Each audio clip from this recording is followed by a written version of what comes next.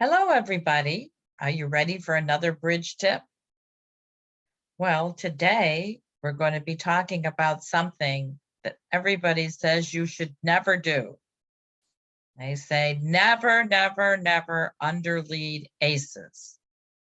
And I say don't underlead aces unless, well, sometimes it's right to do it. We have some very good bridge players who have their opinions on whether to underlead an ace or not. We have Kit Woolsey, who says, I don't know why everybody makes such a big deal about underleading aces. It's just like any other opening lead. Sometimes it's right, and sometimes it's wrong. And you have Andrew Robson say, if you remember one thing, never underlead an ace. See, two differing opinions, just like all bridge players. They all have their own mind and what they think is right or wrong. Okay, let's take a look at this. Here you have a hand, and the contract is 3 no trump by South, and here you are on lead. Well, you have a beautiful 5-card suit. It's headed by the ace, and it's no trump, and I would lead 4th best, the 7 of spades. Not only that, you might have a wonderful entry, that King of Hearts. Look how beautiful that card is. Get your suit going, lead. Now, I know that some people say, well, it's okay when it's in no trump to underlead an ace. And I've also heard my students say, I was told never, never, even in no trump. Well, forget never, never. You do or die by the sword. In this hand, you want to get your suit going. And I say, lead 4th best. And yes, you can underlead that ace. All right. So here is another example. South has a beautiful hand and opens 2 no trump. You're West and you pass, and North bids 3 clubs, which they play as regular statement, and South answers 3 hearts, showing his 4-card heart suit, and North bid 3 no, which promises 4 spades.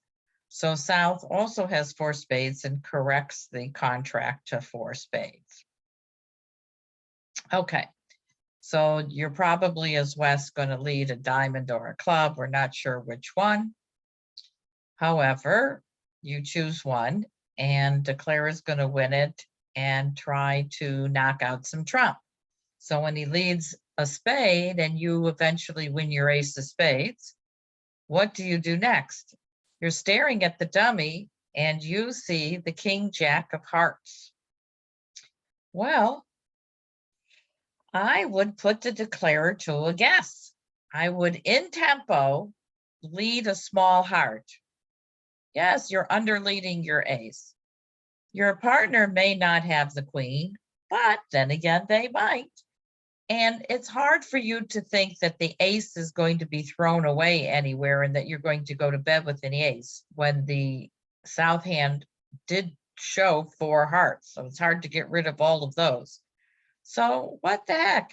Partner doesn't necessarily have that queen, but when he has it, and the Declarer misguesses because he's not playing you for underleading an ace, you will be a winner.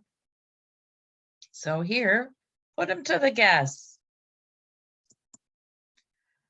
All right, here's another example of when we might underlead an ace. Here we have an auction where South opened 1 heart and you bid Michaels, your West, showing spades and a minor. And the North hand bids 3 hearts and your partner competes with 3 spades. And South bid 4 hearts.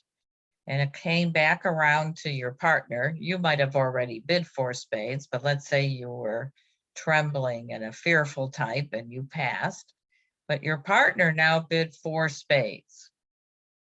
So now your partner has bid spades twice.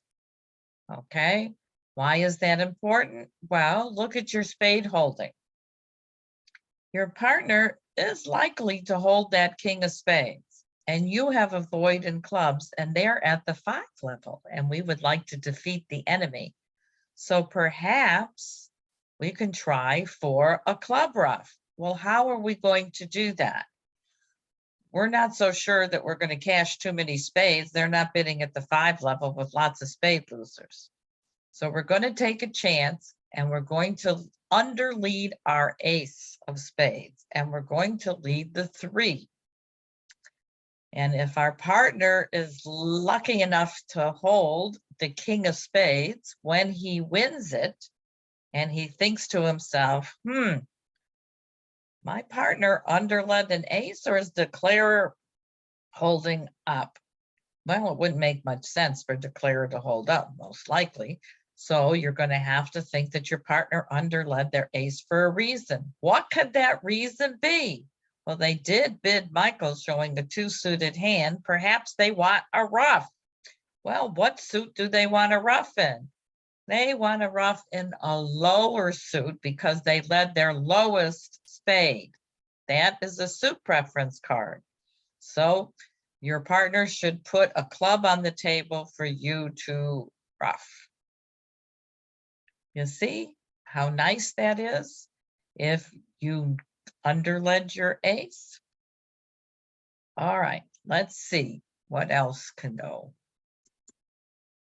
Here we go again with a similar situation. You've opened 2 hearts as West, and it's gone 3 diamonds, and your partner raised you with 3 hearts, and the enemy bid 3 spades, and you pass, and it goes 4 spades. Okay, here we are again. You're on lead with a void. Again, you have a void. Well, how do you get to partner to give you a diamond ruff?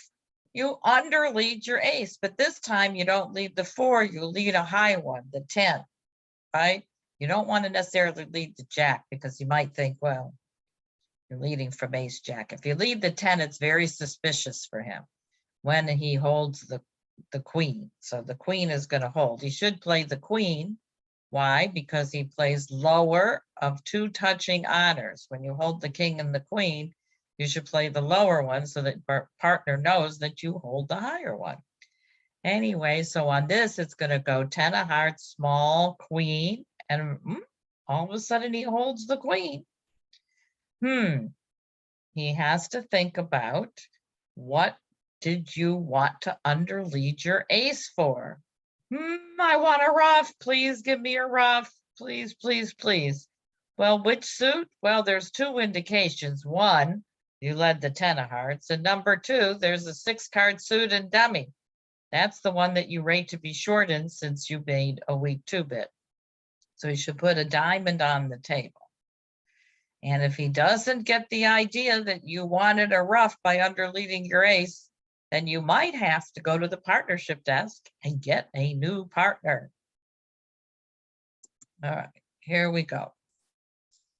Here is another example when you have, and you see this on the table, this holding on the table. You have ace 4th of spades, and there's king and a spade in the dummy.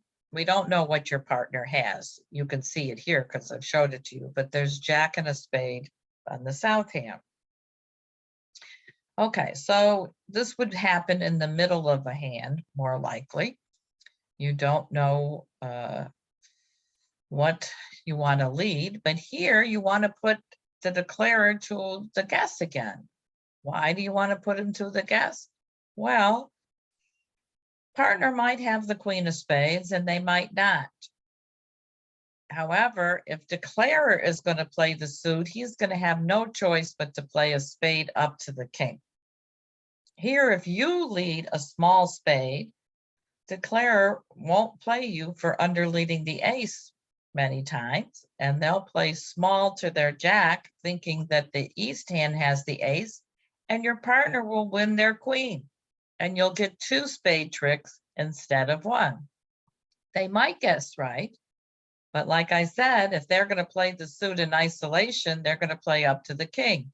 Now, you don't know when you have this holding that declarer has specifically the jack, but it doesn't cost anything if the declarer has the queen.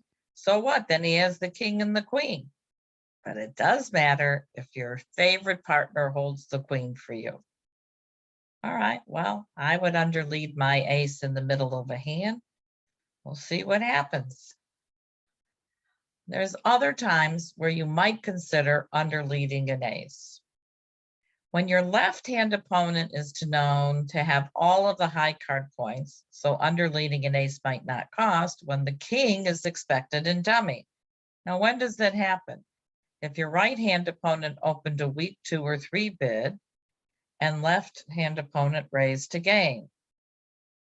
If your left-hand opponent showed a strong hand by opening 2-0 and their partner signed off in a weak minor, then the king is going to most likely be in the strong hand, and it's not going to cost you to underlead the ace most of the time.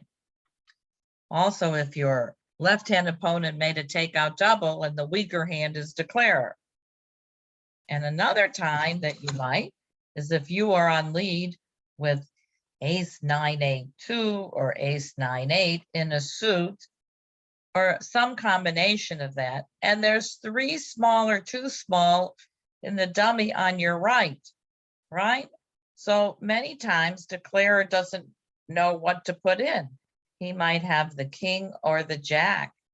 And if you lead small from your ace and he puts in the jack, your partner might win the queen. That's another time where it's good to, in the middle of the hand, to underlead an ace. Not all the time, and you have to listen to the auction and you have to look at the spot cards in order to do that. Another time is when your partner is known to have raised on honor doubleton.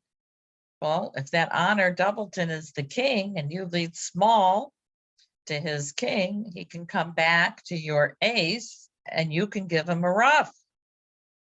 It's very, very useful to be able to do that. And another example that people sometimes overlook, and when you're on defense, this is an important play. You hold the ace jack 9 small of a suit, and you are looking at dummies 3 small. Well, if you lead the ace and another one, and your partner happens to have the king, okay, all you've done is set up declarer's queen if they have it. However, if you lead small, the 2 to your partner's king, if they have it, and they lead another one, you get to capture declarer's queen. Doesn't always work, but it doesn't normally cost. And it's a very good play.